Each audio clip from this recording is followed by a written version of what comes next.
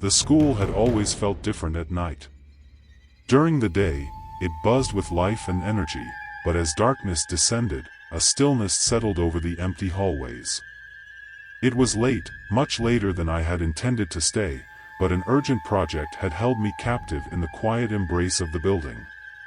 The fluorescent lights cast a cold, sterile glow, and the shadows danced menacingly in the corners of my vision. The air was thick with silence, broken only by the soft hum of the ventilation system. It was an eerie kind of quiet, one that made my footsteps seem unnaturally loud as I ventured further into the labyrinthine halls. The projectors in the classrooms emitted a faint, eerie light that painted strange shapes on the walls. My own footsteps echoed back at me, creating a symphony of eerie reverberations. A chill ran down my spine, and I shook it off, attributing it to the late hour and my solitude. My heart raced as I entered the science wing. The rows of lab stations seemed to stretch on forever, and the glass windows of the locked storage rooms glinted ominously in the dim light. As I navigated the maze of lab benches, a soft sound caught my attention, a distant rustling, like papers being shuffled. My gaze darted around the room, but there was no one in sight. The rustling grew louder, more pronounced. It seemed to come from one of the locked storage rooms. A shiver crawled up my spine, and I found myself drawn toward the source of the sound. With cautious steps, I approached the storage room, my hand trembling as I grasped the doorknob. The door creaked open, revealing rows of shelves laden with science equipment and supplies. I scanned the room, my heart pounding, searching for the origin of the sound. Then, movement caught my eye. A shadow shifted in the corner, and I froze. My breath caught in my throat as I watched a figure materialize from the darkness. It was a janitor, an old man with weathered features and eyes that seemed to hold a hint of sadness. His lips moved, but no words reached my ears. A sense of unease settled over me. The janitor's presence was unexpected, but not entirely out of place.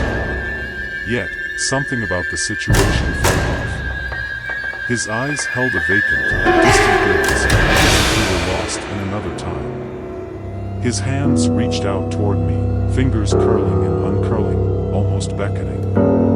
"Can I help you?" I finally managed to croak, my voice a mere whisper in the stillness.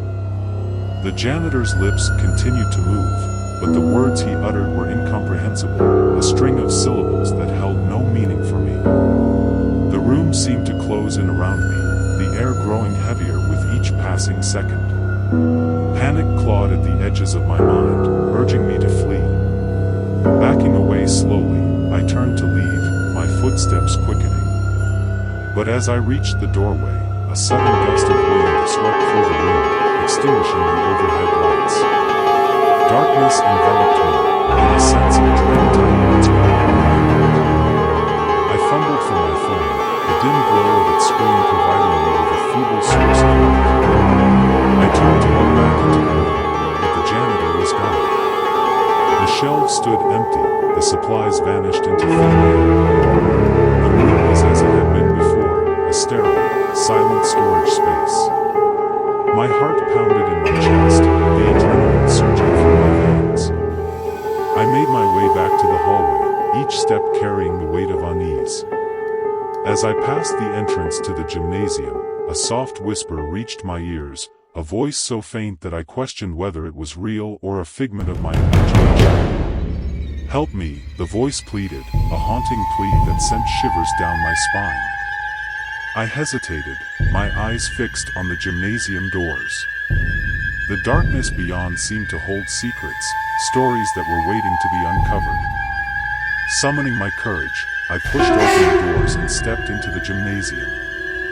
The space was vast, the floor polished and gleaming in the pale light. But my attention was drawn to the far end of the room, where a figure stood, its back turned to me. "Hello?"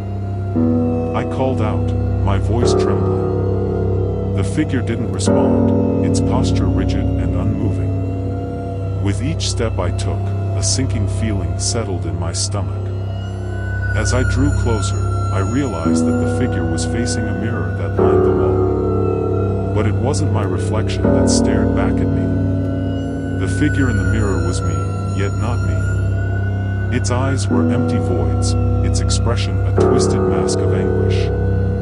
It moved, mirroring my actions with a grotesque mimicry. My breath caught in my throat, and I stumbled back, my heart racing. I turned to flee, but the gymnasium doors had vanished. Panic surged through me, and I was trapped in a nightmare. The figure in the mirror continued to mimic my movements, its gaze holding me captive. In the midst of the terror, a voice whispered in my mind, urging me to look deeper. With trembling hands, I faced the mirror once more, meeting the hollow eyes of my reflection. And in that moment, the reflection's lips moved, its words resonated within me. Find the truth that hides in the shadows, it whispered, its voice a haunting echo. As the words echoed in my mind, a blinding light engulfed me, and the gymnasium vanished. When my vision cleared, I found myself back in the hallway, the overhead lights illuminating the space. The sense of dread had lifted, replaced by a curious calmness. The janitor was gone, the whispers silenced, and the mirror in the gymnasium had returned to its ordinary state.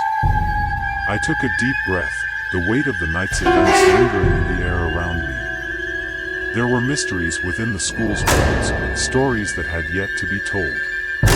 And as I walked away, the echo of the janitor's words reminded me that sometimes the truth hides in the shadows, waiting to be discovered.